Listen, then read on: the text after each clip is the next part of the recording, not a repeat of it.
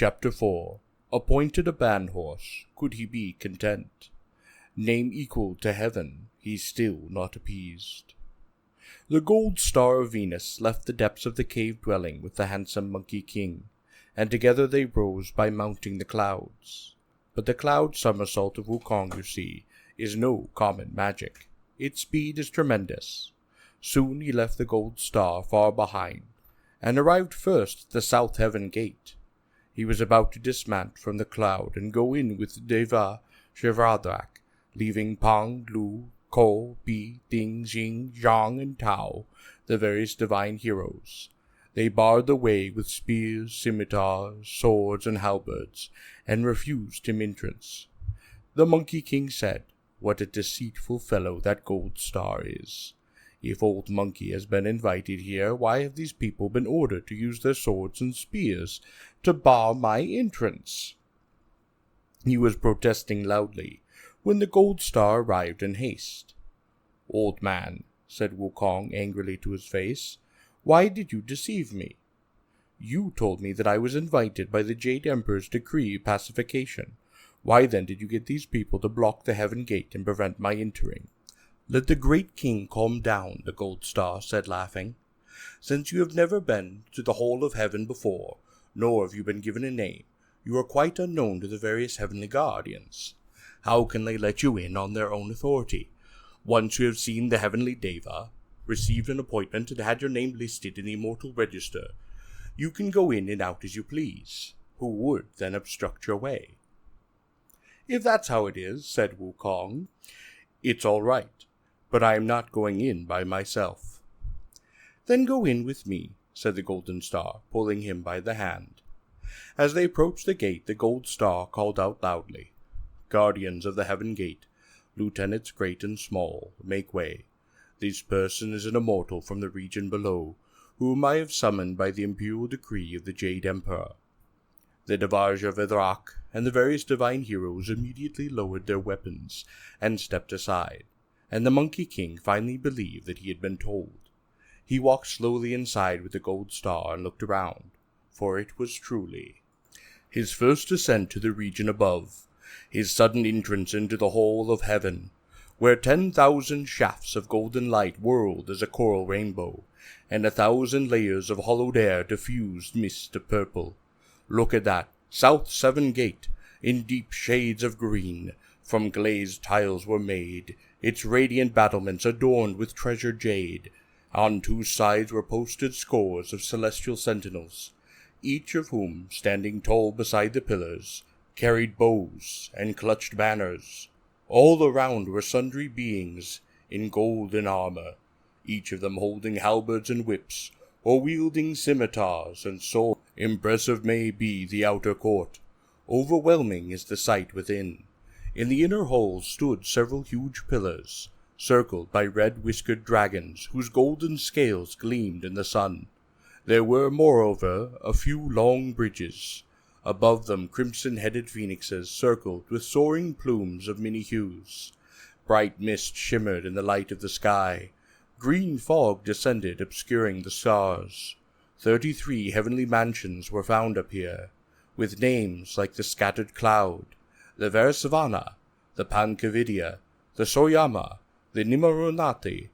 On the roof of every mansion the ridge held a stately golden beast. There were also the 72 treasure halls, with names like the Morning Assembly, the Transcendent Void, the Precious Light, the Heavenly King, the Divine Minister. In every hall beneath the pillars stood rows of jade unicorn. On the platform of Canopus there were flowers unfading in 1,000 millennia. Beside the oven for refining herbs, there were exotic grasses growing green for 10,000 years. He went before the tower of homage to the sage, where he saw robes of royal purple gauze, brilliant as stars refulgent, caps the shade of hibiscus, resplendent with gold and precious stones, and pins of jade, and shoes of pearl, and purple sashes and golden ornaments. When the golden bells swayed to their striking, the memorial of the 3 judges would cross the vermilion courtyard, When the drums of heaven were sounded, 10,000 sages of the royal audience would honor the Jade Emperor. He went too to the treasure hall of divine mists, where nails of gold penetrated frames of jade, and colorful phoenixes danced atop scarlet doors. Here were covered bridges and winding corridors, displaying everywhere open-work carvings most elegant, and eaves crowded together in layers 3 and 4, on each of which were guarded up phoenixes and dragons. There was high above a round dome, big, bright, and brilliant, in its shape a huge gourd of purple gold, below which guardian goddesses hung out their fans, and jade maidens held up their immortal veils. Ferocious were the sky marshals overseeing the court, dignified the divine officials protecting the throne. There at the center on a crystal platter, tablets of the great monad elixir were heaped, and rising out of the cornelian vases were several branches of twisting coral. So it was that rare goods of every order were found in heaven's hall, and nothing like them on earth could ever be seen. These golden arches, silver coaches, and that heavenly home, those coryllian blooms and jasper plants, where the buds of jade. The jade rabbit passed the platform to adore the king. The golden crow flew to worship the sage. Blessed was the monkey king coming to this heavenly realm, he who was not mired in the filthy soil of man. The gold star of Venus led the handsome monkey king to the treasure hall of divine mists, and without waiting for further announcement, they went into the imperial presence. While the star prostrated himself, Wukong stood erect by him, showing no respect. He cocked his ear, only to listen to the report of the gold star. "According to your decree," said the gold star, "your subject was brought the bogus immortal." "Which one is the bogus immortal?" asked the Jade Emperor graciously. Only then did Wukong bow and reply, "None other than Old Monkey." Blanching with horror, the various divine officials said, "That wild ape? Already he has failed to prostrate himself before the throne, and now he dares to come forward with such an impudent reply as none other than Old Monkey. He is worthy of death, worthy of death." "That fellow Sun Wukong is a bogus immortal from the region below," announced the Jade Emperor, "and he has only recently acquired the form of a human being. We shall pardon him this time for his ignorance of court etiquette." "Thank you, your majesty," cried the various divine officials. Only then did the Monkey King bow deeply with folded hands, and utter a small cry of gratitude. The Jade Emperor then ordered the divine officials, both civil and military, to see what vacant appointment there might be for Sun Wukong to receive. From the side came the star spirit of Wuku, who reported, "In every mansion and hall, everywhere in the palace of heaven, there is no lack of minister. Only upon the imperial stables is a supervisor needed." "Let him be made a Banhorse plague," proclaimed the Jade Emperor. The various subjects again shouted their thanks, but Monkey only bowed deeply and gave a loud whoop of gratitude. The Jade Emperor then sent the star spirit of Jupiter to accompany him to the stables. The Monkey King went happily with the star spirit of Jupiter to the stables in order to assume his duties. After the star spirit had returned to his own mansion, the new officer gathered together the deputy and assistant supervisors, the accountants and stewards, and all other officials both great and small, and made thorough investigation of all the affairs of the stables. There were about 1,000 celestial horses, and they were all Horus and Cheese, Lure and Zhonli, consort of dragons and purple swallows, folded wings and shuzhangs, Jotus and silver hooves, Yanas and flying yellow, chestnut and faster than arrows, red hares and speedier than lights, leaping lights, vaulting shadows, rising fogs and triumphant yellows, wind chasers and distant breakers, flying pinions and surging airs, rushing winds and fiery lightnings, copper sparrows and drifting clouds, dragon-like piebalds and tiger-like pintos, crushed dust quenchers and purple scales, fang horns from the 4 corners, like the 8 steeds and the 9 stallions. They have no rivals within 1,000 miles. Such are these fine horses. Every one of each neighs like the wind, gallops like thunder, to show a mighty spirit. They tread the mist and mount the clouds with unflagging strength. Our Monkey King went through the lists and made a thorough inspection of the horses. Within the imperial stables, the accountants were in charge of getting supplies. The stewards groomed and washed the horses. They chopped hay, watered them, and prepared their food, and the deputies and assistants saw to their overall management. Never resting, the Bhima oversaw the care of the horses, fussing with them by day and watching over them diligently by night. These horses that wanted to sleep were stirred up and fed. Those that wanted to gallop were caught and placed upon the stalls, and when the celestial horses saw him, they all behaved most properly, and they were so well cared for that their flanks became swollen with fat. More than half a month soon went by, and on a leisurely morning the various department ministers gave a banquet to welcome and congratulate him. While they were drinking happily, the Monkey King suddenly put down his cup and asked, "What sort of rank is this Banhorse plague of mine?" "Oh, the rank and the title are the same," they said. "But what minstrel grade is it?" "Oh, it does not have a grade," they said. "If it does not have a grade," said the Monkey King, "I suppose it must be the very highest." "Oh, not at all," replied. "It can only be called the unclassified." The Monkey King said, "What do you mean by unclassified?" "Oh, it is really the meanest low," they said. "This kind of minister is the lowest of the low ranks, whence he can only look after horses. Take the case of your honor, who, since your arrival, have been so diligent in discharging your duties. If the horses are fattened, you will only earn yourself a fairly good. If they look at all thin, you will be roundly rebuked, and if they are seriously hurt or wounded, you will be prosecuted and fined." When the Monkey King heard this, fire leaped up from his heart.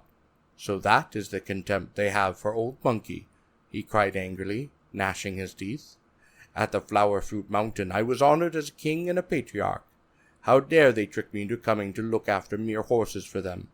If horse tending is such a menial service, reserved only for young and lowly, is such treatment worthy of me? I am quitting. I am quitting. I leave here now." With a crash he kicked over his official desk and took the treasures out of his ear. One wave of his hand, and it had the thickness of a rice bowl. Delivering blows in all directions, he fought his way out of the imperial stables, and went straight to the South Heaven Gate. The various celestial guardians, knowing that he had been officially appointed a Banhorse plague, did not dare stop him, and allowed him to fight his way out of the Heaven Gate. In a moment he lowered the direction of his cloud, and returned to Flower Fruit Mountain. The 4 mighty commanders were seen drilling troops with the monster kings of various caves. "Little ones," this Monkey King cried in a loud voice, "Old Monkey has returned." The flock of monkeys all came to kowtow and receive him into the depths of the cave dwelling. As the Monkey King ascended to his throne, they busily prepared a banquet to welcome him. "Receive our congratulations, great king," they said. "Having gone to the region above for more than 10 years, you must be returning in success and glory." "Oh, I have been away for only half a month," said the Monkey King. "How can it be more than 10 years?" "Great king," said the various monkeys, "you are not aware of time and season when you are in heaven. 1 day in heaven is above as equal to a year upon earth. May we ask the great king what minstrel appointment he received?" "Do not mention that. Do not mention that," said the Monkey King, waving his hand. "It embarrasses me to death. That Jade Emperor does not know how to use talent. Seeing the features of Old Monkey, he appointed me to something called the Banhorse Plague, which means taking care of the horses for him. It's a job too low even to be classified. I didn't know this when I first assumed my duties, and so I managed to have some fun upon the imperial stables. But when I asked my colleagues, I discovered what a degraded position it was. I was so furious I knocked over the banquet they were giving and rejected the title. That is why I came back down." "Oh, well, welcome back," said the various monkeys. "Welcome back, our great king, who can be the sovereign of this blessed cave dwelling with the greatest honors and happiness. Why should he go away to be someone's stable boy? Little ones, they cried, send up the wine quickly, and cheer up our great king. As they were drinking wine and conversing happily, someone came to report, Great king, there are 2 one-horned demon kings outside who wish to see you.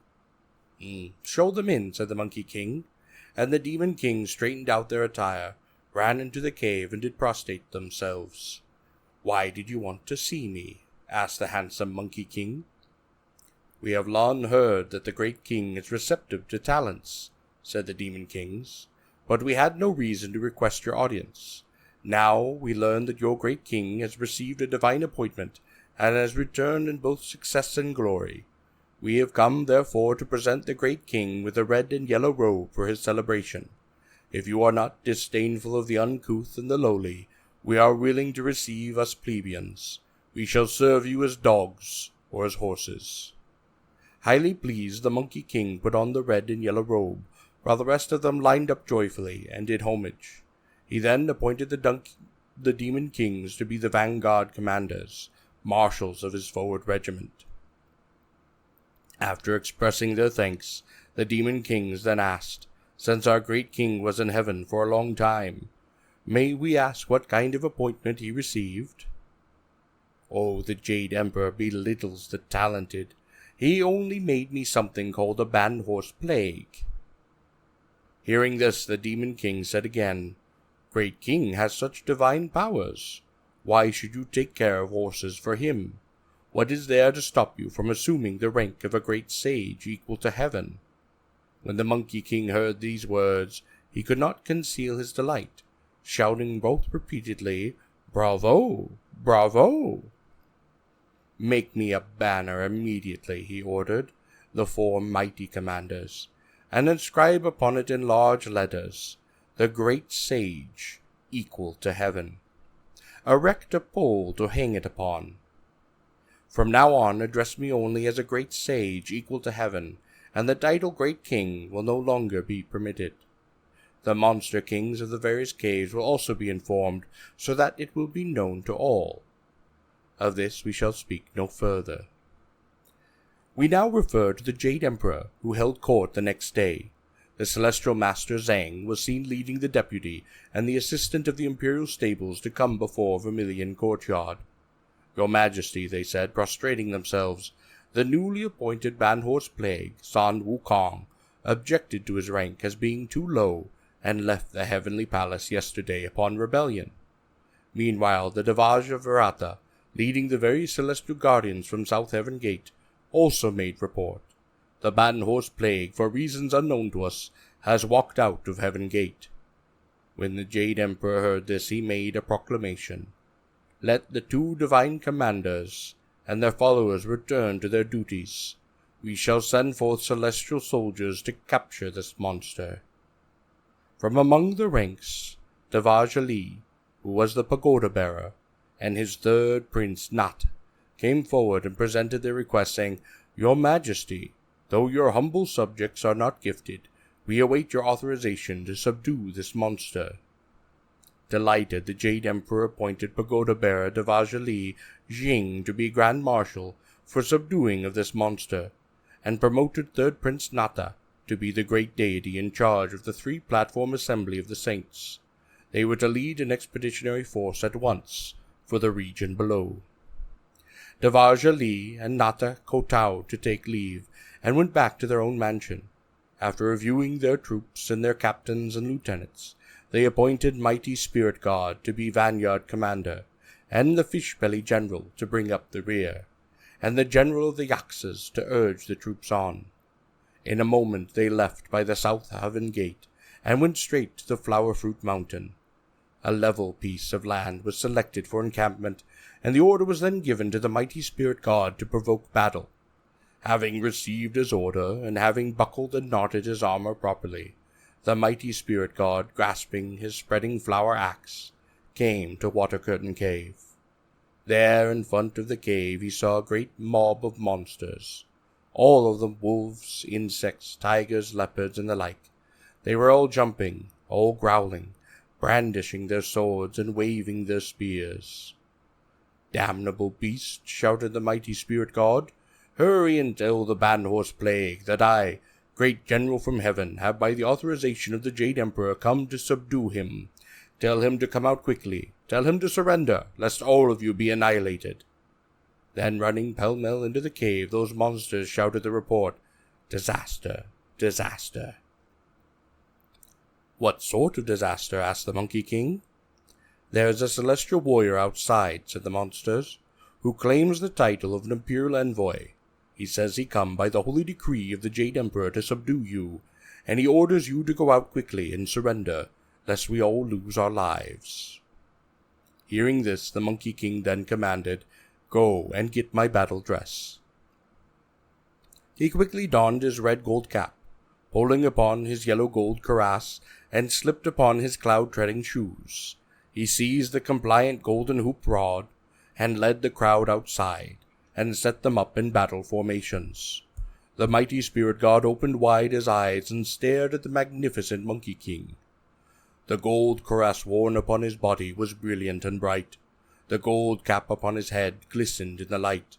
In his hand was a staff, the golden hooped rod, that well became the cloud-treading shoes upon his feet. His eyes glowed strangely like burning stars. Hanging past his shoulders were 2 ears forked and hard. His remarkable body knew many ways of change, and his voice resounded like bells and chimes. This Banhorse plague, with beaked mouth and gaping teeth, aimed high to be the equal to heaven's sage. "Lawless ape," the mighty spirit god roared powerfully, "do you recognize me?" When the great sage heard these words, he asked quickly, "What sort of dull-witted deity are you? Old Monkey has yet to meet you. State your name at once." "Oh, fraudulent simian," cried the mighty spirit, "what do you mean you don't recognize me? I am the celestial general of mighty spirit, the Vanguard commander and subordinate to Devaj Ali, the pagoda-bearer from the divine Empyrean. I have come by the imperial decree of the Jade Emperor to receive your submission. Strip yourself of your apparel immediately. Yield to heavenly grace so that this powerful mountain of creatures can avoid execution. If you dare but utter half a no, you will be reduced to powder in seconds." When the Monkey King heard these words, he was filled with anger. "Reckless simpleton," he cried, "stop bragging and wagging your tongue. I would have killed you with one stroke of my rod, but then I would have no one to communicate my message, so I will spare your life for the moment. Go back to Quiven quickly. Inform the Jade Emperor that he has no regard for talent. Old Monkey has unlimited ability. Why did he ask me to mind horses for him?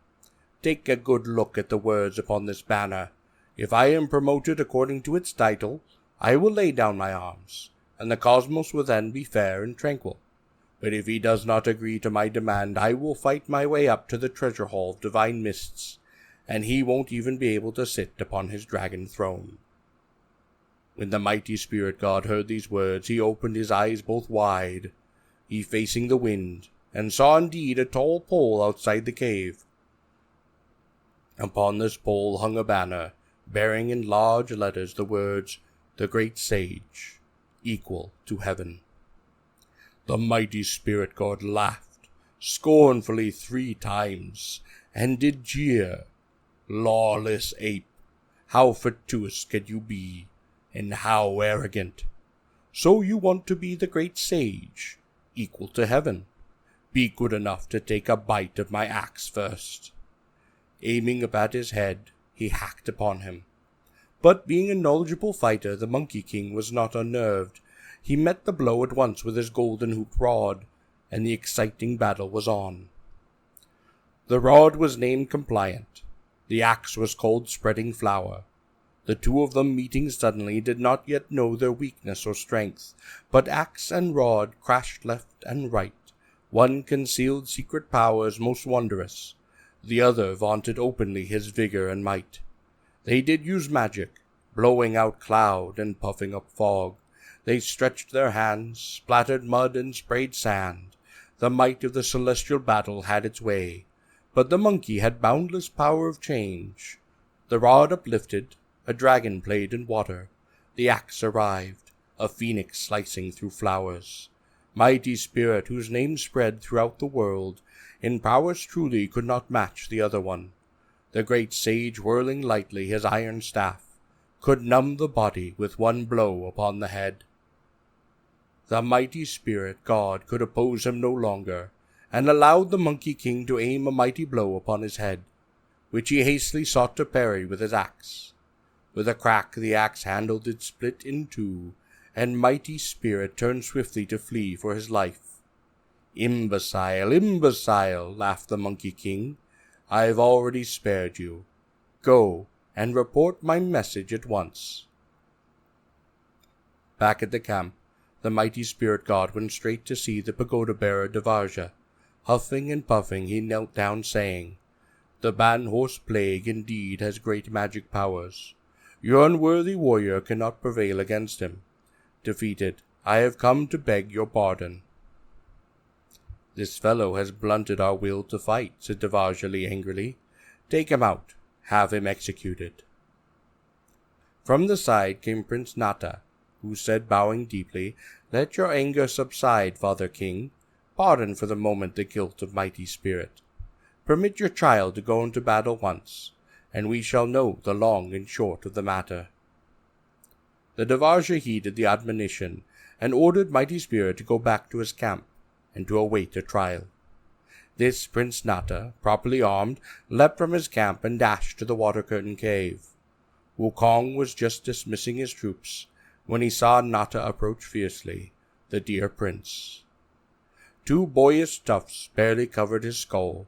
His flowing hair was yet to reach the shoulders. A rare mind, alert and intelligent, a noble frame, pure and elegant.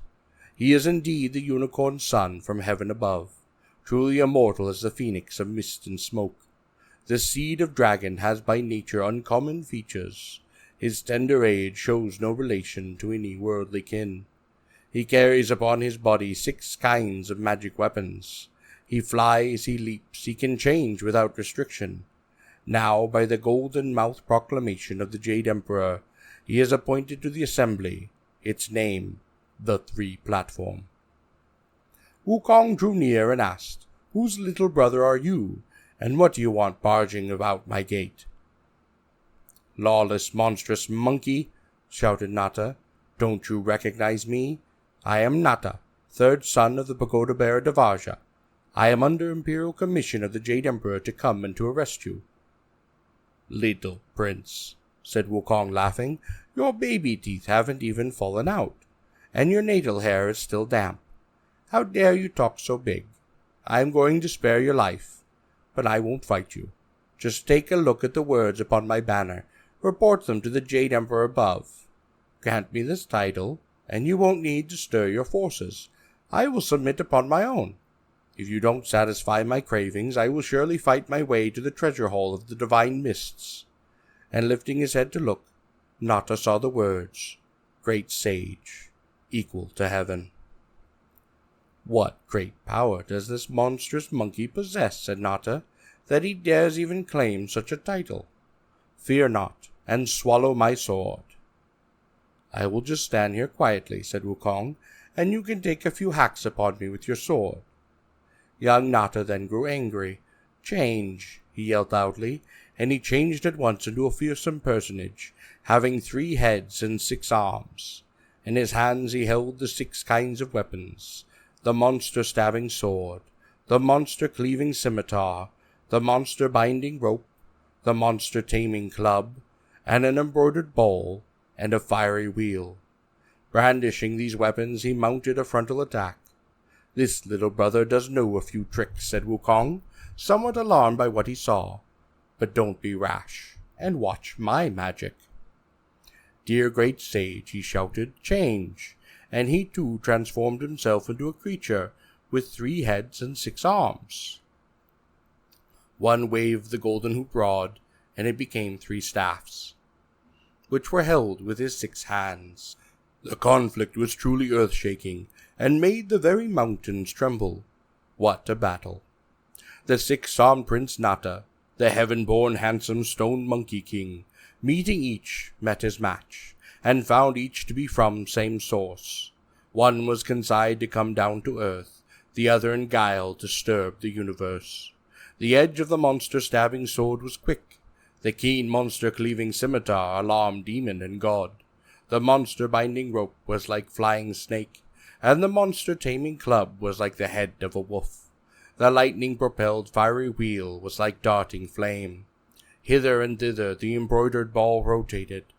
The 3 compliant rods of the great sage protected the front and guarded the rear, both with care and skill. A few rounds of bitter contest revealed no victor, but the prince's mind would not so easily rest. He ordered the 6 kinds of weapons to change into hundreds, thousands, millions, aiming for the head. And the Monkey King, undaunted, roared with laughter loud, and wielded his old iron rod with artful ease. He turned to 1,000, 1,000 to 10,000, filling the sky as a swarm of dancing dragon, and shocked the monster kings of sundry caves, all into shutting their doors. Demon and monster all over the mountain hid their heads. The angry breath of divine soldier was like oppressive clouds. The golden hooped iron rod whizzed like the wind. On this side the battle cries of celestial fighters appalled everyone, and on that side the banner waving of monkey monsters startled each person. Growing fierce, the 2 parties both willed a test of strength, who not know was stronger and who weaker. Each displaying his divine powers, the 3rd prince and Wukong battled for 30 rounds. The 6 weapons of that prince changed into 1,000 and 10,000 pieces. The golden hooped rod of Sun Wukong into 10,000 and 1,000. They clashed like raindrops and meteors in the air, but victory or defeat was not yet determined. Wukong, however, proved to be the one swifter of eye and swifter of hand, and right in the midst of the confusion he plucked a piece of the hair and shouted, "Change!" And it changed into a copy of him, also wielding a rod within its hands, and that did deceive Natta. His real person leapt behind Natta, and it struck his left shoulder with the rod, and Natta, still performing upon his magic, heard the rod whizzing through the air, and tried desperately to dodge it. But unable to move quickly enough, he took the blow, and it fled in pain. Breaking off his magics, and gathering up his 6 weapons, he returned to his own camp in defeat. Standing in front of his battle line, Devarja Li saw what was happening, and was about to go to his son's assistance. The prince, however, came to him first, and did gasp, "Father King, the Banhorse plague is truly powerful. Even your son of such magical strength is no match for him, for he has wounded me upon the shoulder." "If this fellow is so powerful," said the Devarja, turning pale with fright, "how can we beat him?" The prince then said, "In front of his cave he has set up a banner bearing the words, 'Great Sage equal to Heaven.' By his own mouth he boastfully asserted that if the Jade Emperor appointed him such a title, all troubles would cease. If he were not given this name, he would surely fight his way up to the treasure hall of the divine mists." "If that is the case," said the Devarja, "let us not fight with him for the moment. Let us return to the region above. Let us report these words. There will be time then for us to send for more celestial soldiers, and take this fellow upon all sides." The prince was in such pain that he could not go into battle again. He therefore went back to heaven with the Devarja to report, of which we speak no further. Then we look to the Monkey King, returning to his mountain in triumph. The monster kings of the 72 caves and the 6 sworn brothers all did come to congratulate him, and they feasted most jubilantly in the blessed cave dwelling. He then said to his 6 brothers, "If little brother is now called the Great Sage, equal to Heaven, why don't all of you assume a title of Great Sage also?" "Our worthy brother's words are right," shouted the Bull Monster King from the midst. "I am going to be called Great Sage, parallel with Heaven." "And I will be called the Great Sage, covering the ocean," said the Dragon Monster King. "And I will be called the Great Sage, united with Heaven," said the Garuda Monster King. "And I shall be called the Great Sage, mover of mountains," cried the Giant Lynx King. "And I will be called the telltale great sage," said the Mackay king. "And I shall be called the god-routing great sage," said the orangutan king.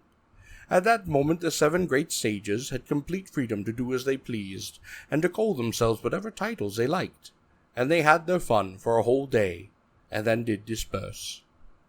Now we return back to Devaj Ali and the 3rd prince, who, leading the other commanders, went straight to the treasure hall of divine mists to give his report. "By your holy decree, your subjects led the expeditionary force down to the region below to subdue that baneful immortal, Sun Wukong. We had no idea of his enormous power, and we could not prevail against him. We beseech your majesty to give us reinforcements to wipe him out." "How powerful can we expect one baneful monkey to be?" asked the Jade Emperor. "What reinforcements are needed?" "May your majesty pardon us from an unworthy offense of death," said the prince, drawing closer. "That baneful monkey wielded an iron rod. He defeated first the mighty spirit god, and then wounded the shoulder of your subject. Outside the door of his cave he set up a banner bearing the words, 'Great Sage, equal to heaven.' He said that if he were given such a rank, he would lay down his arms and come to declare his allegiance. If not, he would fight his way up to the treasure hall of the divine mists." "How dare this baneful monkey be so insolent?" exclaimed the Jade Emperor, astonished by what he had learned. "We must order the generals to have him executed at once." As he said this, the gold star of Venus came forward again from the ranks and did say, "The baneful monkey knows how to make a speech, but he has no idea what's appropriate and what isn't. Even if reinforcements are sent to fight him, I do not think he can be subdued right away without taxing our forces. It would be better if your majesty were greatly to extend your mercy and proclaim yet another defeat, a decree of pacification. Let him indeed be made a great sage equal to heaven. He will be given an empty title, in short, a rank, without any compensation." "What do you mean by rank without compensation?" said the Jade Emperor. And the gold star did say, "His name will be Great Sage, equal to heaven, but he will not be given any official duty, or any salary. We shall keep him here in heaven so that he may put his perverse mind at rest, and make him desist from his madness and his arrogance. The universe will then be calm, and the oceans will then be tranquil again." Hearing these words, the Jade Emperor then said, "We shall follow the counsels of our minister." He ordered the mandate to be made up, and the gold star to bear it hence. The gold star left through the south heaven gate once again and headed straight for Flower Fruit Mountain. Outside the water-curtained cave, things were quite different from the way they had been the previous time, and he'd found the entire region filled with the awesome and bellicose presence of every conceivable kind of monster, each one of them clutching swords and spears, wielding scimitars and staffs, growling and leaping about. They attacked the gold star the moment they saw him. "You chieftains, hear me," said the gold star. "Let me trouble you to report this to your great sage. I am the heavenly messenger sent by Lord above, and I bear an imperial decree of invitation." The various monsters then ran inside to report. "There is an old man outside who says he is of a heavenly messenger, and from the region above, bearing a decree of invitation for you." "Oh, welcome, welcome," said Wukong. "You must be that gold star of Venus who came here last time. Although it was a shabby position they gave me when he invited me up to the region above, I nevertheless made it to heaven once, and familiarized myself with the ins and outs of that celestial passage. He has come again this time, undoubtedly with good intentions." He then commanded the various chieftains to wave the banners and beat the drums, and to draw up the troops in receiving order, leading the rest of the monkeys. The great sage donned his cap and his cuirass, over which he tossed the red and the yellow robe, and slipped upon the cloud shoes. He ran to the mouth of the cave, and bowed most courteously, and, saying in a loud voice, "Oh, please come in, old star. Forgive me for not coming out to meet you." The gold star then strode forward and into the cave. He stood facing south and did declare, "Now I inform the great sage because the great sage has objected to the meanness of his previous appointment and removed himself from the imperial stables. The officials of that department, both great and small, reported the matter to the Jade Emperor. The proclamation of the Jade Emperor said at first all appointed officials advanced from lowly positions to exalted ones. Why should he object to that arrangement? This led to the campaign against you by Devaj Ali and Nata. They were ignorant of the great sage power and therefore suffered defeat. They reported back to heaven that you had set up a banner and made known your desire to be a great sage equal to heaven. The various martial officials still want to deny you your requests. It was this old man who, risking offense, pleaded the case of the great sage, so that he might be invited to receive a new appointment, and without the use of force. The Jade Emperor accepted my suggestion, hence I am here to invite you. I caused you trouble last time, said Wukong, laughing, and now I am again indebted to you for your kindness. Oh, thank you. But there is really such a rank as the great sage equal to heaven up there. I made certain that this title was approved, said Gold Star, before I dared come down with the decree. If there is any mishap, that this old man be held responsible. Wukong was then highly pleased. But the Gold Star refused his earnest invitation to stay for a banquet, and therefore mounted his hallowed cloud with the Gold Star, and went to South Heaven Gate, where they were welcomed to the Celestial Generals and the Guardians, with hands folded upon their breasts. Then, going straight into the treasure hall of the Divine Mists, the Gold Star prostituted himself and memorialized. Your subject, by your decree, has summoned here the Banhorse Plague, Sun Wukong. Have that Sun Wukong come forward, said Jade Emperor. I now proclaim you to be great sage, equal to heaven, a position of highest rank, but you must indulge no more in your preposterous behavior. Bowing deeply, the monkey uttered a whoop of thanks. The Jade Emperor then ordered 2 building officials, Zhang and Lu, to erect the official residence of the great sage equal to heaven, to the right of the Garden of Immortal Peaches. Inside this mansion 2 departments were established, named Peace and Quiet, and Serene Spirit, both of which were full of attending officials. The Jade Emperor also then ordered the Star Spirits of 5 poles to accompany Wukong to assume his post.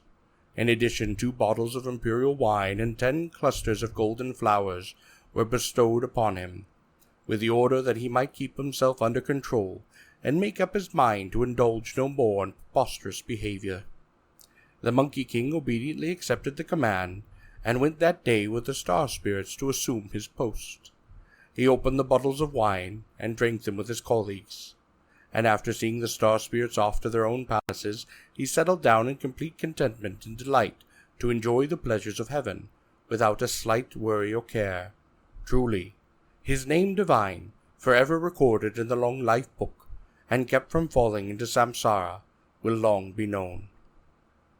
We do not know what took place hereafter, but let's listen to the explanation within the next chapter.